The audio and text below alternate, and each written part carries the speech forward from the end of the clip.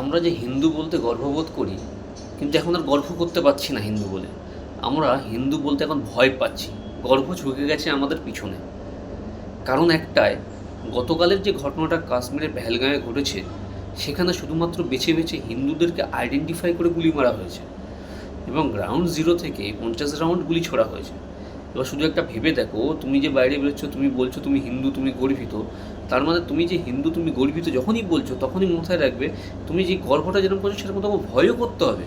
এখন ভারতবর্ষে হিন্দুরাই সুরক্ষিত নয়, যেটা একটা হিন্দু প্রধান দেশ, সেখানে আজকে হিন্দুরা নিজেদের পরিচয় লুকিয়ে রাখতে হবে এবং হিন্দু বললেই হয়তো তাকে প্রকাশ্যে গুলি মারা হবে এবং আইডেন্টিফাই করে গুলি মারা হচ্ছে।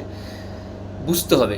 এর আগে পশ্চিমবঙ্গে ধুলিয়ান দেখেছেন আপনারা, আর এখন দেখলেন কাশ্মীরের পেহেলগাঁও, যেখানে শুধুমাত্র বেছে বেছে হিন্দু আর হিন্দুদের মারা হচ্ছে। এই জন্য বলছি, প্রত্যেক হিন্দুদের এক হও, এক হও, না হলে তোমরা তোমাদের অস্তিত্ব হারিয়ে ফেলবে। আর কতদিন পালিয়ে বেড়াবে?